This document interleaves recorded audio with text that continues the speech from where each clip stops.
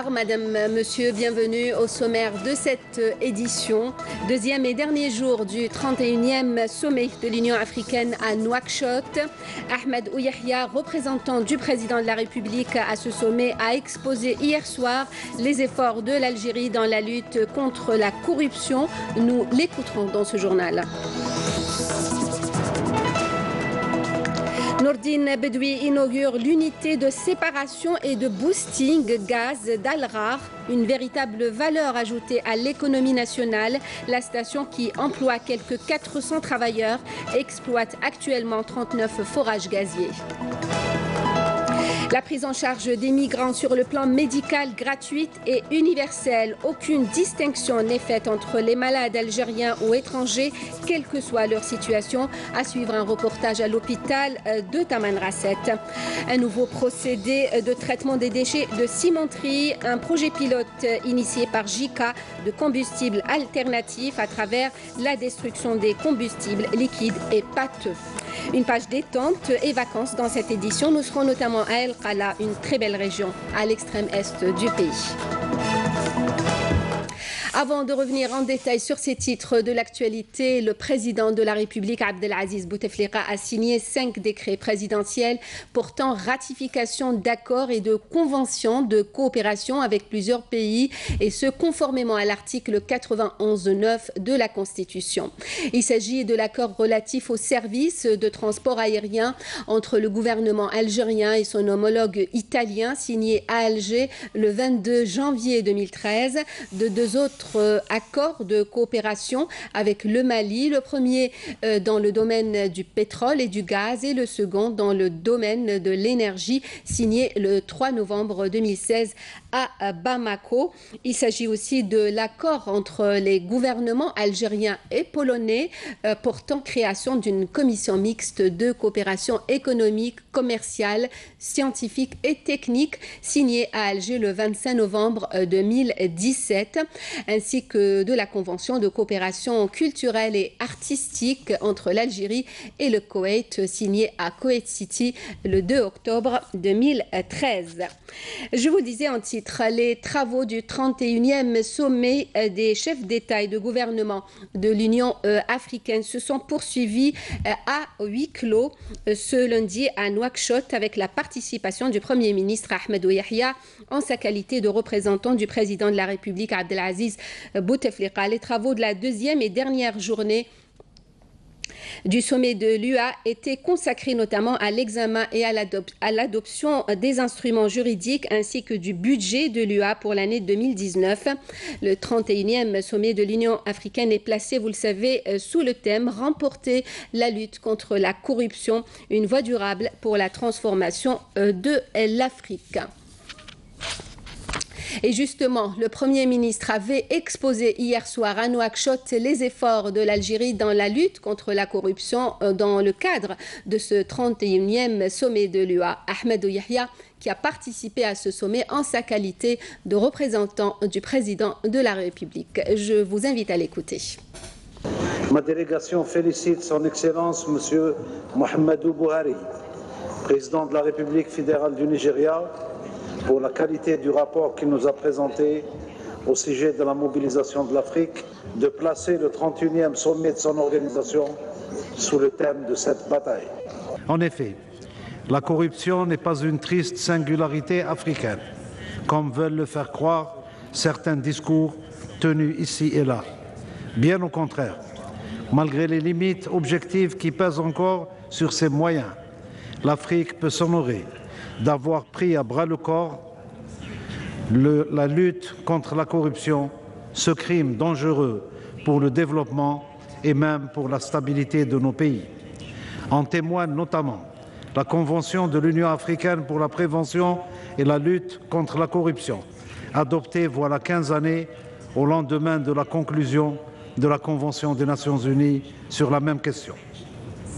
À cette occasion, ma délégation voudrait vous faire part de l'expérience algérienne contre la corruption. En effet, sous la direction du président Abdelaziz Bouteflika, l'Algérie a affiché sa détermination à combattre le fléau de la corruption qui ne l'épargne malheureusement pas. Cette détermination de mon pays s'est d'abord illustrée par notre ratification des conventions des Nations Unies de l'Afrique pour la prévention et la lutte contre la corruption, convention dont le contenu a été largement intégré à notre législation nationale en la matière. Mon pays s'est également doté d'un organe constitutionnel de prévention et de lutte contre la corruption, lequel concourt activement à la prise en charge de ce dossier.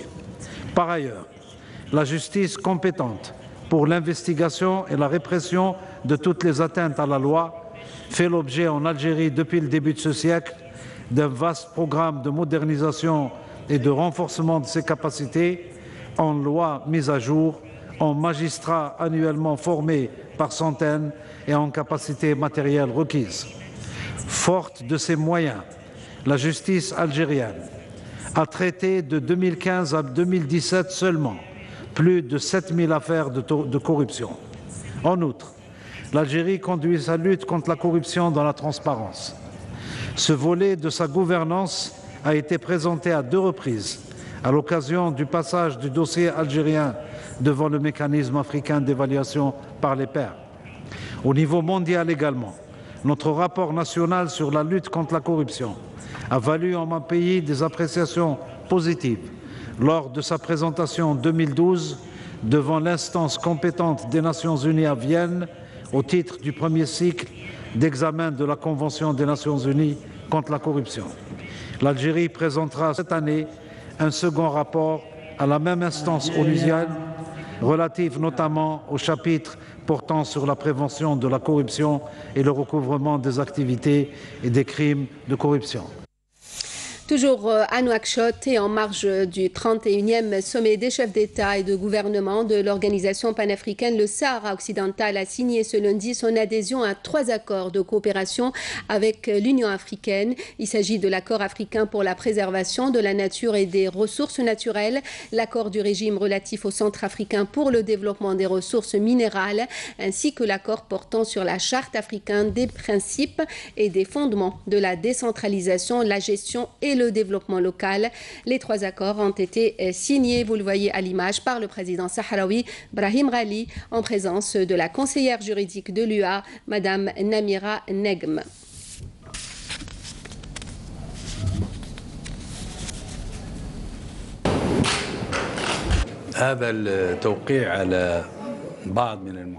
Cette signature de quelques accords de coopération avec l'Union africaine est la continuité de signatures d'accords que nous avons déjà effectués. Nous poursuivons graduellement cette opération d'adhésion et en tant que membre fondateur, il est de notre devoir de respecter tous les accords avec l'Union africaine.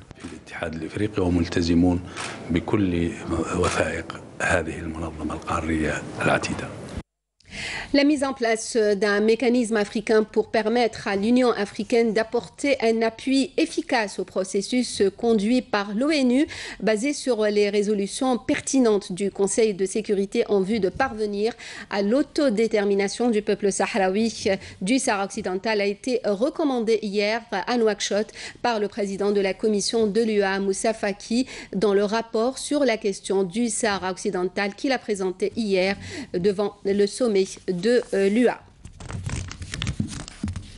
Je vous l'annonçais en titre, Nordine Bedoui ce lundi à In Amenas, le ministre de l'Intérieur, des collectivités locales et de l'aménagement du territoire a inauguré l'unité de séparation et de boosting gaz d'Al-Ghar. Les détails avec Rafiq Hamidesh. Implanté à l'entrée de la zone d'Al-Ghar, cet important projet énergétique dont la capacité est de plus de 24 milliards mètres cubes jour permet de séparer le gaz et de récupérer le condensat vers la station de traitement au niveau de la direction régionale de Stah. Selon les explications fournies au ministre de l'Intérieur ainsi qu'au ministre de l'Énergie et du PDG de Sonatrach qui l'accompagnait, la nouvelle station vient accroître la capacité de pression de refoulement à 75 bars après avoir enregistré un déclin de 35 bars en 2014. S'exprimant lors d'une rencontre avec les cadres de la direction régionale de Sonatrach, le ministre de l'Intérieur a affirmé que le groupe Sonatrach constitue le cœur battant de l'économie nationale et une ligne rouge. Bedoui a rassuré en outre que la dynamique des réalisations se poursuivra tant que se poursuivra le processus de développement, appelant dans ce sens à préserver ses ambitions, acquis économiques de moyen terme pour relever le défi. L'implantation de pareils projets dans ces régions frontalières constitue la preuve que la région est au cœur de la stratégie de développement national et que le programme du président de la République Abdelaziz Bouteflika vise à consolider les potentialités souterraines dans le gaz en tant qu'une des ressources vitales. Le ministre de l'Intérieur a ajouté dans le même contexte que les efforts de l'État se poursuivront dans la recherche concernant les ressources souterraines pour en faire un levier de développement jusqu'à atteindre la transition énergétique escomptée à travers la quête d'autres sources d'énergie. Le ministre de l'Intérieur a saisi l'opportunité pour saluer le rôle assumé par les éléments de l'armée nationale populaire pour faire face à l'agression terroriste ayant ciblé le groupe gazier de Teguntourin et se dresser contre les tentatives de déstabilisation de l'économie nationale.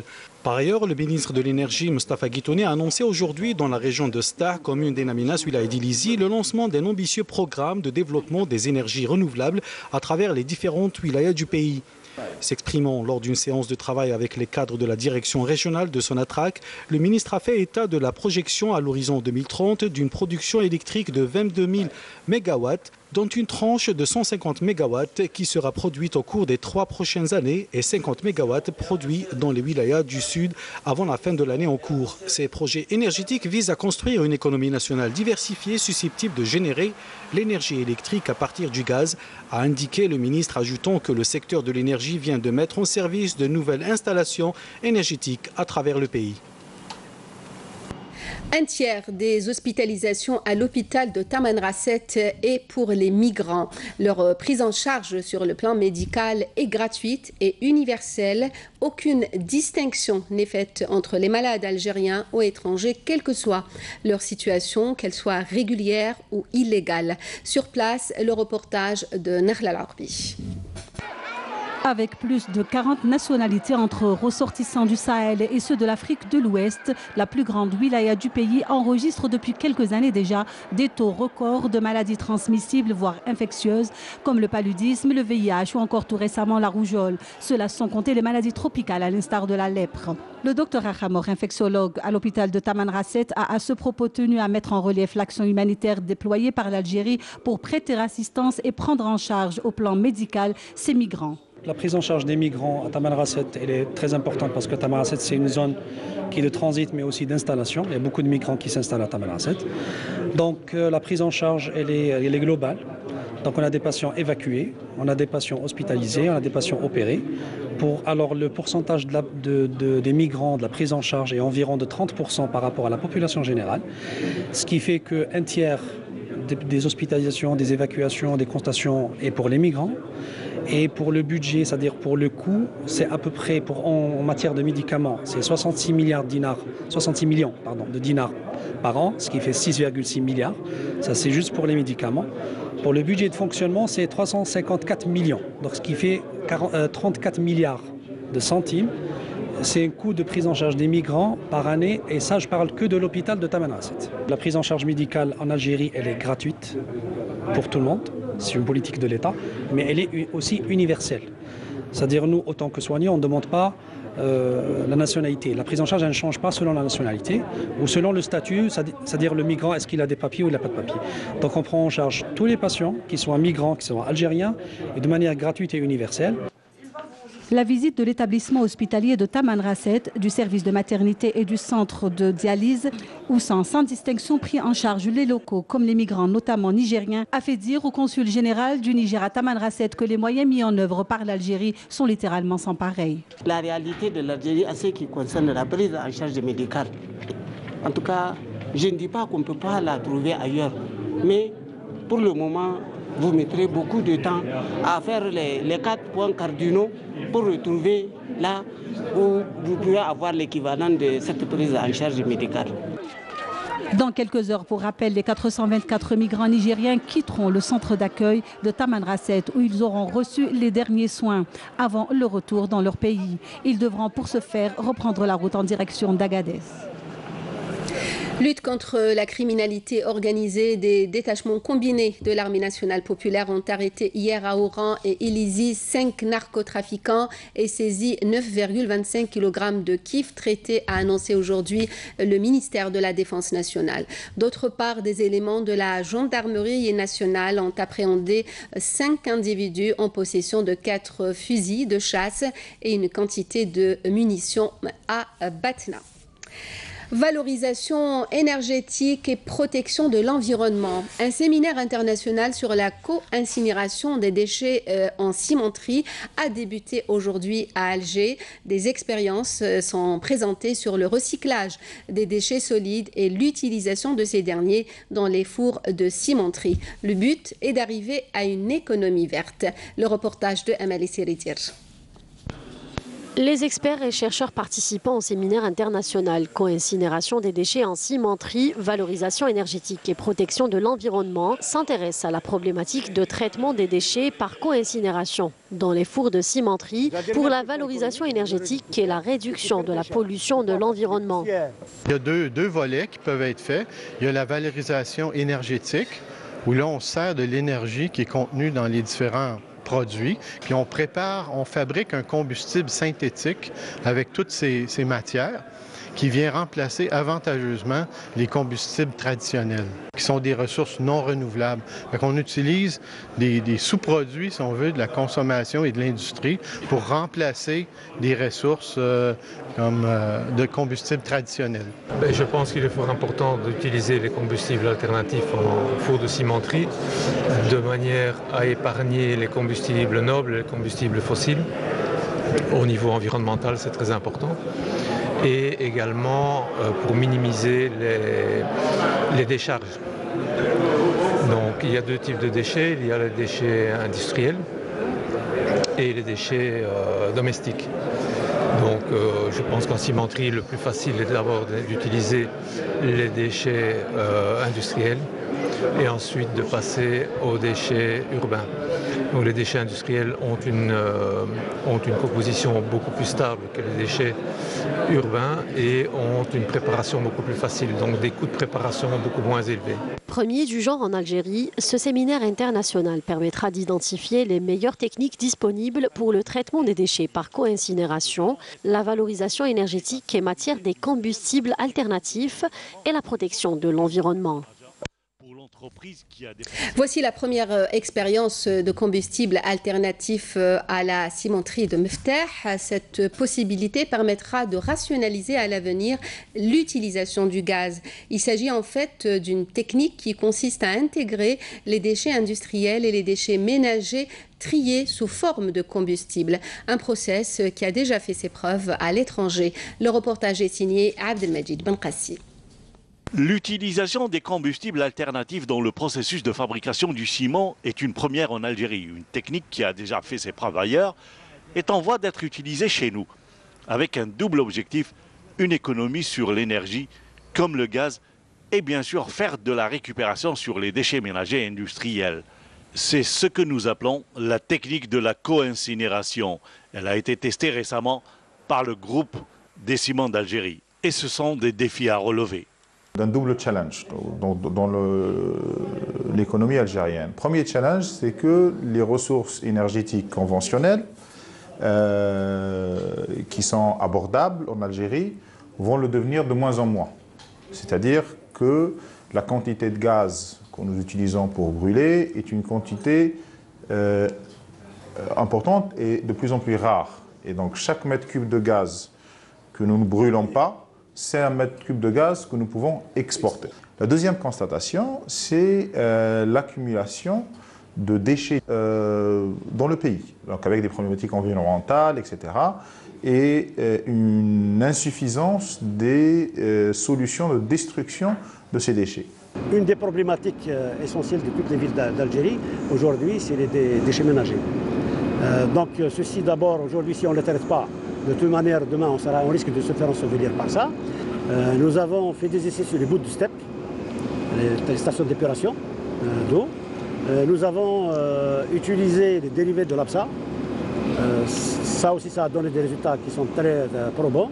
Nous avons utilisé aussi des huiles usagées de vidange. Pour l'instant, nous avons essayé les trois. Après, nous avons aussi de la motivation d'y aller vers d'autres déchets, pourquoi pas les pneumatiques. Les premiers essais techniques ont été réalisés avec succès au niveau de la cimenterie de Meftah. Une réussite qui va pousser toutes les cimenteries du groupe public, les ciments d'Algérie, JICA, à généraliser ce processus sur l'ensemble de ces unités. Là, nous sommes dans une phase d'essai industriel qui va durer encore 6 à 12 mois, je pense. Donc nous faisons des tests grandeur nature, donc de grandes quantités que nous rentrons en collaboration avec les services d'environnement de la wilaya et donc au niveau national également. D'où l'idée d'un séminaire qu'on fait en collaboration avec l'université de Blida. Nous avons fait les calculs. Si 30% du gaz actuellement brûlé en cimenterie en Algérie est remplacé par des déchets à valeur énergétique, c'est l'équivalent de 200 millions d'euros par an de gains pour l'économie nationale algérienne. Derrière ce processus de co-incinération, et en plus de la rationalisation de la dépense liée à l'énergie, c'est toute une économie qui naîtra derrière. Agriculture à l'Arwat et lancement de la campagne moisson-battage. Ici, on s'attend à une récolte record. Plus de 20 000 hectares ont été irrigués cette année pour un rendement attendu estimé à plus de 40 quintaux à l'hectare. Abdelhalim Yaïcha. Cette année, d'importantes surfaces agricoles ont été emblavées, notamment 20 000 hectares dans la wilaya de l'Arwat. Le coup d'envoi de la saison moisson-battage a été donné avec une récolte qui s'annonce excellente grâce à la volonté et au travail des agriculteurs. Des efforts qui ont permis une augmentation de la production et du rendement grâce aux mesures incitatives initiées par les pouvoirs publics pour promouvoir la filière céréalière. L'État nous a accordé des terres et nous a accompagnés, comme vous pouvez le voir ici, et nous avons réussi grâce à Dieu. Et nous sommes arrivés à ce résultat. Nous voulons participer à l'économie du pays et diminuer les importations. Nous espérons que les jeunes vont s'orienter vers l'agriculture.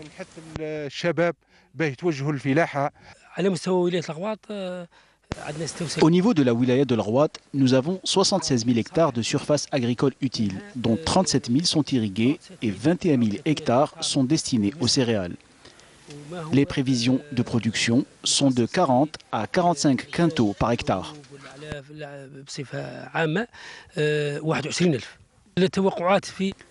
Tout le monde est à pied d'œuvre dans le but d'obtenir une récolte satisfaisante qui sera stockée dans ces silos appartenant à l'Office des céréales et des légumes secs de l'Arwat.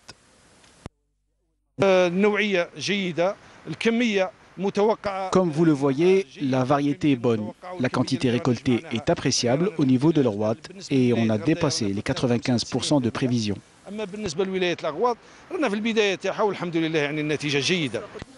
À l'Arwat, la saison agricole s'annonce abondante et permettra d'assurer les besoins de la wilaya en céréales et de diminuer ainsi les importations.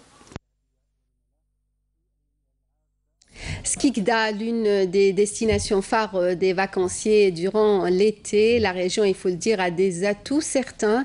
Les investisseurs sont nombreux à s'y intéresser. Il y a de plus en plus de projets. Le ministre du Tourisme et de l'Artisanat était hier sur place. Il a appelé à maintenir cette dynamique qui mène vers une reconstruction d'un tourisme national solide. Karim Haïfa. Première escale de la visite du ministre du Tourisme, ce village touristique sorti de terre en un temps record, un projet engagé dans le cadre d'un partenariat algéro-saoudien dans la zone d'expansion touristique de Filfila pour un investissement de 7,5 milliards de dinars. D'une capacité de 1600 lits, le village devrait être livré au cours du premier semestre 2019. Ce projet connaît actuellement un état d'avancement considérable dans ses travaux grâce aux efforts de tout le monde. Il sera prêt courant 2019. Le projet fait partie de 19 projets touristiques en cours de réalisation, essentiellement sur la bande côtière de la wilaya de Skikda, d'une longueur de près de 150 km. Je suis très optimiste quant à l'avenir du secteur, que ce soit dans cette wilaya ou dans le reste du pays. Un secteur touristique qui connaît une grande dynamique qui se traduit par l'affluence des citoyens vers les structures touristiques et l'engouement des investisseurs pour l'investissement dans ce secteur. Après avoir assisté à des activités récréatives sur une plage exploitée dans le cadre d'une concession, le ministre du Tourisme a visité une exposition de produits artisanaux organisée au port de Stora, appelant à l'occasion à réserver des espaces au sein des hôtels pour la vente des produits artisanaux. La splendeur de la nature, la voici aussi dans toute sa majesté du côté d'El Qala. Nesrine Ben Saïdi nous introduit dans des lieux magiques, presque secrets, des images magnifiques que l'on découvre dans ce reportage. Montagnes, forêts et paysages hors du commun. Ce petit bout de paradis se trouve à Al-Qala, wilaya de Taraf. Une région réputée pour ses lacs à l'image du lac Tonga, connu pour son arboretum verdoyant, qui attire de nombreux touristes. Nous avons tous les atouts pour promouvoir un tourisme spécifique à la wilaya de Taraf. Cette région recèle d'un grand potentiel touristique diversifié et richement fourni. La région de Taraf possède des atouts pouvant lui conférer une place de leadership dans le développement d'un tourisme national compétitif. Nous travaillons très dur pour que la wilaya de Taraf soit aussi connue pour ses autres atouts touristiques comme ses stations thermales et ses sites éco-touristiques. Nous travaillons très dur aussi pour qu'Al-Qala soit la première destination touristique en Algérie. Je viens de la wilaya de Naama, j'adore cette région. Tout est beau ici. Je viens d'Alger, de Chiraga plus exactement. J'aime beaucoup Al-Qala. Regardez comme c'est beau. La mer est tellement propre. Al-Qala, reine du corail, promet à ses visiteurs un séjour inoubliable avec ses fameux lacs, son parc national et ses fascinantes plages qui font la réputation de cette région, située à plus de 600 km de la capitale.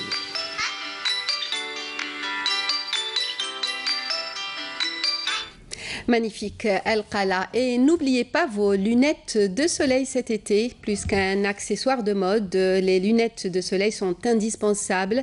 Mal choisies, les lunettes de soleil pourraient cependant s'avérer dangereux. Les explications dans ce reportage de Farida Ben Meslam.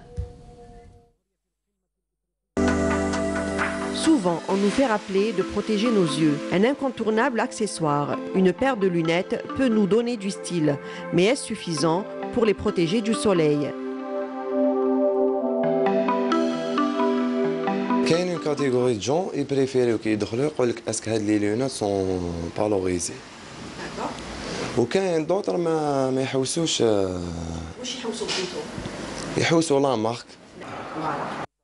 On porte des lunettes de soleil pour deux choses. D'abord pour se protéger de l'éblouissement que procurent les rayonnements du soleil, bien que nous avons des protections naturelles qui sont en premier lieu les paupières qui se referment quand il y a beaucoup de soleil, c'est la première protection. La deuxième protection, c'est ce qu'il y a derrière les paupières, c'est-à-dire le rideau de l'iris, qui est plus ou moins pigmenté en fonction des gens.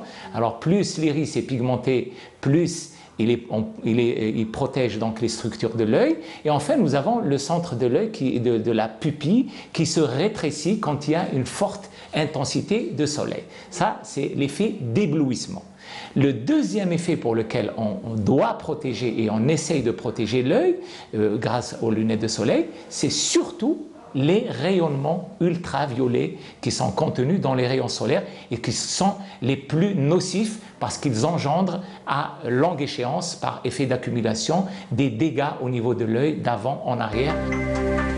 Avec toute une variété de formes et de couleurs, quels sont les critères qui viennent se rajouter pour pouvoir dire « j'ai la bonne paire de lunettes ». Quelle est la bonne forme? Quelle monture et quelle couleur faut-il choisir? Qui dit teinte ne signifie pas protection contre les ultraviolets. On peut avoir un verre très teinté, très foncé, mais qui ne protège pas des ultraviolets. Et donc, il faut ajouter à la teinte un filtre au-dessus du verre qui s'appelle le filtre UV. La monture, d'abord, elle doit couvrir entièrement l'œil. La monture doit être un petit peu l'inverse de la configuration du visage.